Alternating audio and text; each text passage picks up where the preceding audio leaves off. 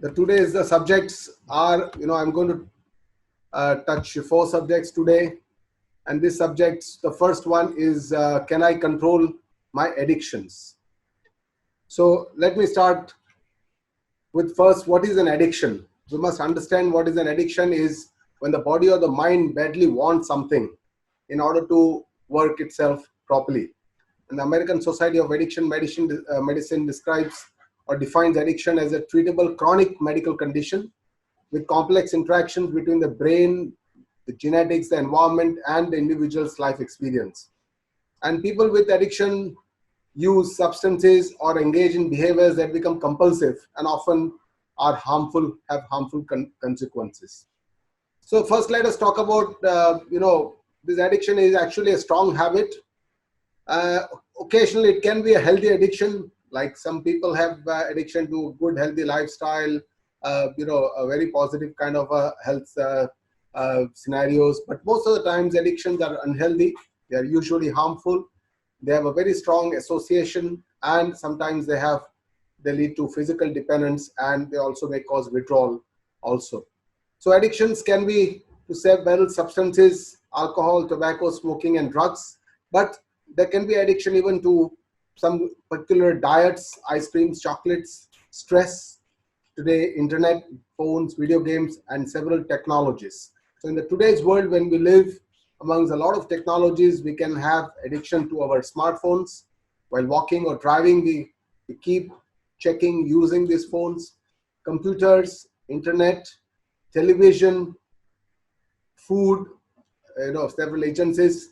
And people have found that why are we addicted to technology? The reason behind this addiction is what is called as a power of the variable reward. It is the unpredictability of these, what we find on these technologies that keeps us occupied on this. And this leads to what is called as a neurological craving, something similar to what we want to open as a child, the wrapped gifts, to find out what is inside. So this kind of unpredictability or power of the variable reward leads to the neurological craving, and these leads to these kind of technological addictions. So to get rid of these addictions, we must first understand why the addiction happens. Essentially, whatever we try to do in life as an activity, or maybe and to restrain ourselves or come back from inactivity, whatever we do, either some kind of pravrutti or nivrutti, is first reason is to have pleasure. So whatever we do is either to have pleasure or it is to avoid pain. So these are the two fundamental important things for which we perform all our activities in life. And for whatever we do, we study, we learn, we play, we see our patients, we operate, we do a lot of other activities. We play sports, we do exercises, we eat. Whatever we do, either it is to have pleasure or to avoid pain. So all our habits, they stem from these two particular paradigms of life. And if you want to change the addictions are also essentially to have pleasure, and that's why if you want to change the addictions, we have to change the perception by changing the attitude of the person towards that addiction.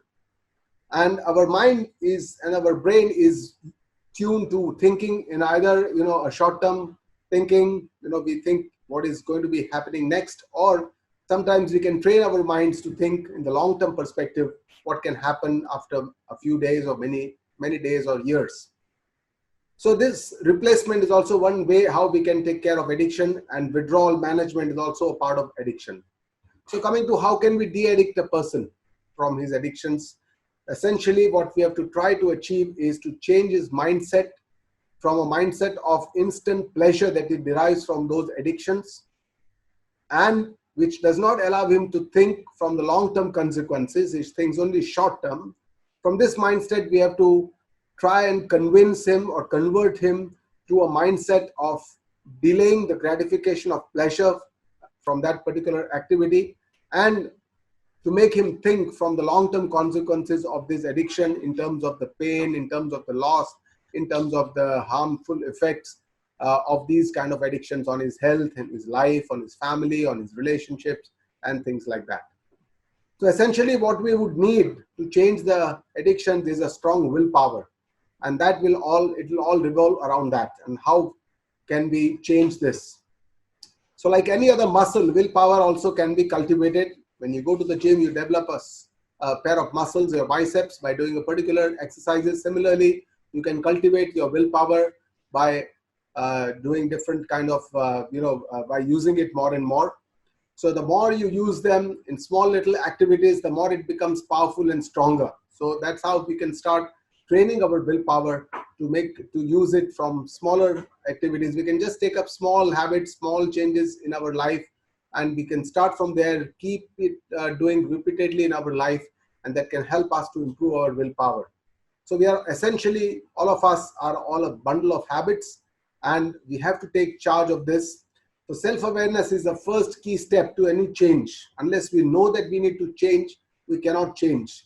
And we need to, after self-awareness, we have to take self-control, a sense of responsibility in ourselves that we can actually be the fulcrum for change.